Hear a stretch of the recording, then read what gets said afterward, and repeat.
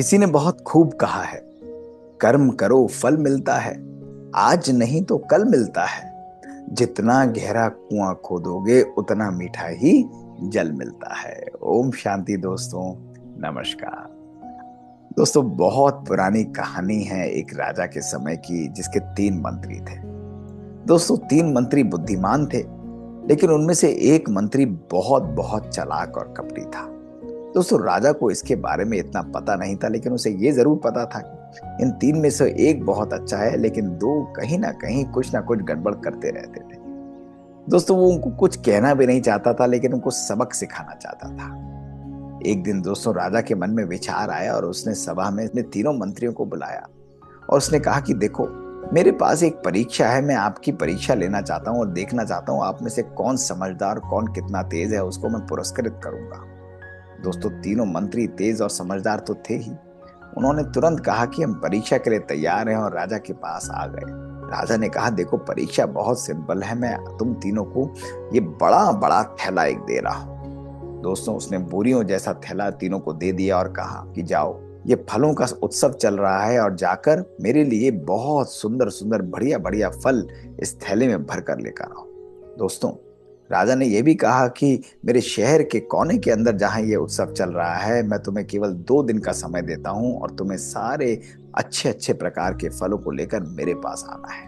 दोस्तों, तीनों मंत्रियों सोच में पड़ गए और उस थैले को लेकर चल दिए। जाने में समय लगता था, आने में समय लगता था और दोस्तों, उनके पास समय कम था।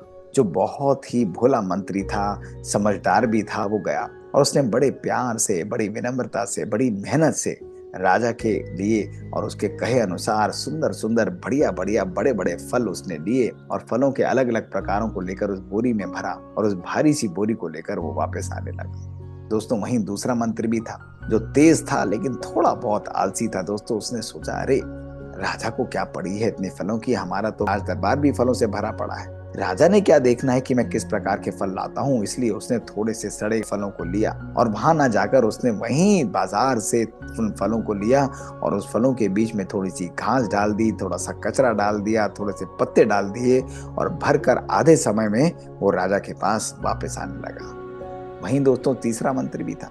वो तीसरा मंत्री बहुत तेज था, कपटी था, बहुत कामचोर था। दोस्तों, उसने सोचा कि राजा को इन फलों की क्या पड़ी है और राजा को क्या पता कि मैं क्या फल लाता हूँ, क्या नहीं लाता, चलो छोड़ो। उसने अपने उस बैग के अंदर बहुत सारे पत्ते रखे, बहुत सारी घास भरी, बहुत सारी इधर उधर की चीजें भरी और थोड़े से 4-5 प्रकार के फल, वो भी सड़े गले फल उसने लिए और लेकर उस बैग में डाल लिए, ताकि राजा ऊपर से देखे तो उसे लगे कि इस बोरी में तो फल हैं। और ऐसा कहकर उसने और कम समय में अपने बैग को पूरा भरा और दोस्तों, तीनों मंत्री वापस राज दरबार में 2 दिन बाद उपस्थित हो गए। राजा बहुत खुश हुआ। उसने कहा, आप सब ने मेरे कार्य किया? और सभी ने कहा, जी राजन, हमने पूर्ण रूप से वो कार्य किया है। राजा ने तुलवाई और तीनों पोटलियां जो थी वो भारी थी, उसके अंदर सामान भरा हुआ था। राजा ने मुस्कुराते हुए कहा कि बहुत अद्भुत, लेकिन अब मैं आप लोगों को एक काम करता हूं। और उसने अपने राजगुरु को बुलवाया और कहा कि जाओ, ये इन तीनों मंत्रियों को अलग अलग काल कोठरी में 1 हफ्ते के लिए बंद कर दीजिए। इनको कुछ खाना मत दीजिएगा, कोई पानी मत दीजिएगा। ये 1 हफ्ते जो ये थैला लाए हैं, इसी थैले के अंदर ये फल खाकर ही जिंदा रहेंगे। दोस्तों, राजा का ये कहना था और तीनों मंत्रियों के पैर के नीचे से जमीन खिसक गई। दोस्तों, जो भोला मंत्री था उसने कहा, कोई बात नहीं, मैंने तो बहुत मेहनत से फल लाया हूं और इतने फल हैं कि मैं भरपूर रूप से अपना 7 दिन तो क्या 10-12 दिन का भी कार्य चला सकता हूं। मैं आराम से इन फलों को खाऊंगा, एंजॉय करूंगा। वहीं दूसरा मंत्री था जो कि कुछ फल लाया था, वो भी सड़े गले से फल थे। उसने सोचा कि मैं कैसे अपना कार्य चलाऊंगा और 7 दिनों में से 4 दिन तो मुझे भूखा रहना पड़ेगा, मुझे उचित भोजन भी नहीं मिलेगा और जिस भी दिन मैं थोड़ा बहुत खा भी पाऊंगा, वो भी कुछ थोड़े से सड़े गले फल जो हैं उन्हीं को मैं ले पाऊंगा।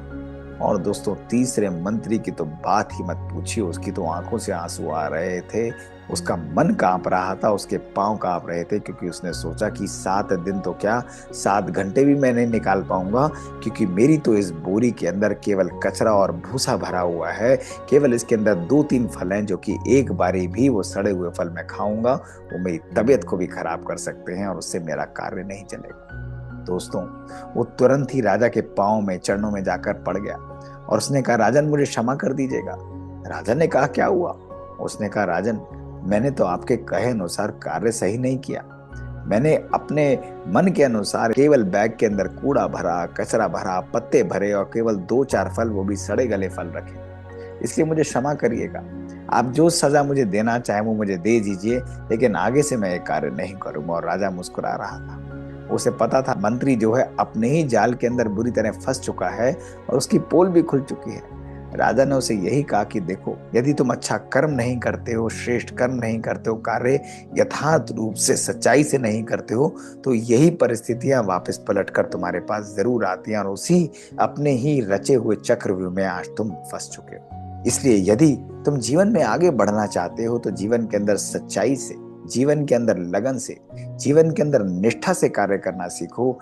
तभी तुम्हारा मान भी बढ़ेगा, तुम्हारा सम्मान भी बढ़ेगा, तभी तुम्हारी इज्जत भी बढ़ेगी। दोस्तों, मंत्री की आंखों में आंसू थे और वो राजा से क्षमा मांग रहा था। राजा ने उससे क्षमा भी किया, लेकिन उसे राजमंत्री के पद से हटा दिया और उसे कहा कि अब तुम केवल साधारण दरबारी की तरह मेरे मंत्रिमंडल में रहोगे। बाकी दूसरे मंत्री जो ऑनेस्ट था दोस्तों, उसे अपना मुख्य सलाहकार बना दिया। दोस्तों, हमारे जीवन में भी हमें सदा यही बात ध्यान रखनी है कि जो कर्म हम करें वो सदा श्रेष्ठ और शक्तिशाली करें दोस्तों, क्योंकि हमारे कर्म ही कभी कभी घूम कर हमारे पास आते हैं।